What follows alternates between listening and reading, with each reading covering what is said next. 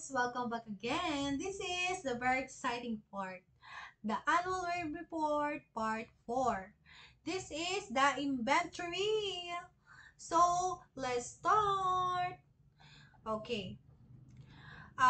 Same procedure, company name, contact number or email, covered year 2024, prepared by your name, signature, approved by DOE, deadline January 20 of this year. Beginning inventory, January. Okay, let's say meron kang dalawa. Beginning. Nung nagsimula ka, dalawa pa lang ang iyong tangke na 50 kg. Then, ang tangke mo nung 22 kg is isa lang.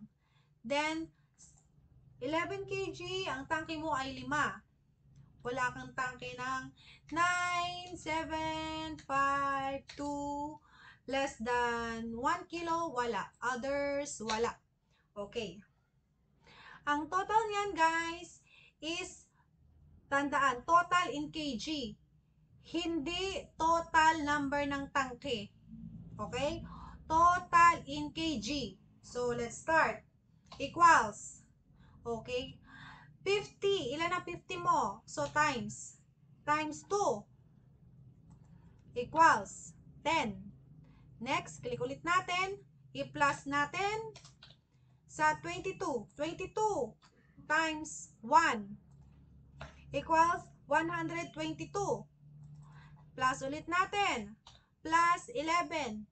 Ilan ang 11 mo? Times 5 equals. So, in beginning inventory, you have 177 total in kg. Okay? Then, bumili ka. Okay? Volume of cylinders. Sa 50 kg. Okay? Ilan ang binili mo?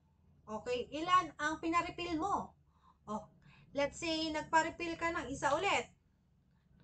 Tapos, yung iyong 22, dalawa ulit. Dalawa. Ang 11 mo, 4 na lang. 9 kilo, wala. 7, wala. 5, wala. 2, wala. Less than a kilo, 1 kilo, wala. Others, wala. So, gawin natin ulit same procedure ng beginning inventory. Total in kg. Okay? Equals 1 times 50 times 1. 50. Plus 22 times 2. Okay, total 94 na. Plus ulit 11 times 4 equals, so you have 138 na purchase, ang iyong ni-refill o bumili ka. Ngayon, dito na tayo sa sales. Magkano naman ang na-out mo? Ibig sabihin, na-out mo minus. Okay? Ngayon, dito tayo sa total in kg. Equal, ilan ang nabili sa 50 kg? Let's say 3. O, let's say 2 lang. Okay? Ang bumili sa iyo ng 22, let's say 2 din. Ang 9 kilo bumili sa iyo ay 5 lang.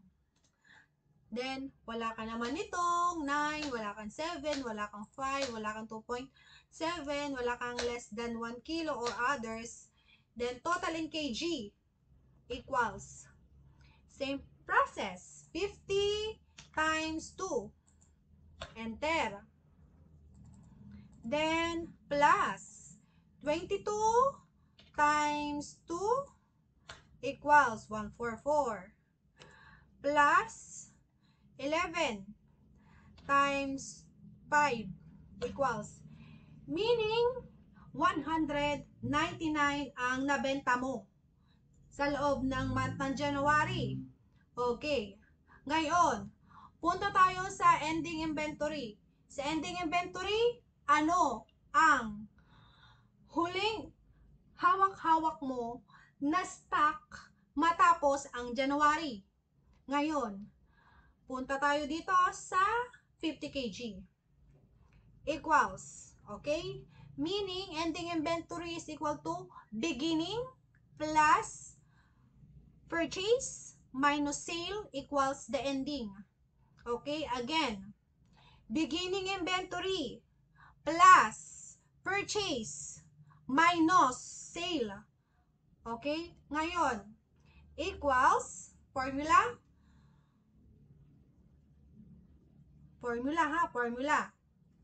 by minus. So, 2, okay, 2 plus 1 minus sale equals 1. May natira ka ang 1.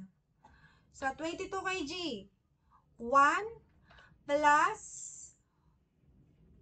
2 minus 2 equals 1 ulit. Aba, magaling tayo. Madali lang.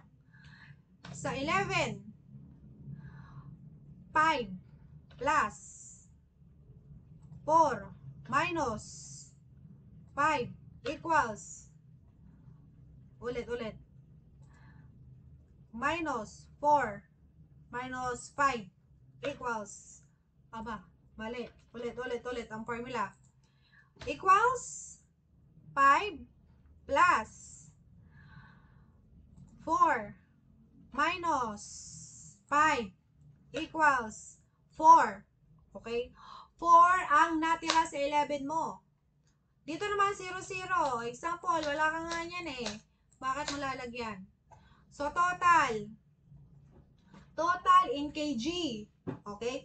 Total in kg inventory. Same procedure na ginawa natin sa beginning, sa purchase, and sa sale.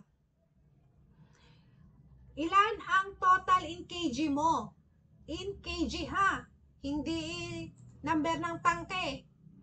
Equals 50 times 1. Enter. 50. Plus ulit natin.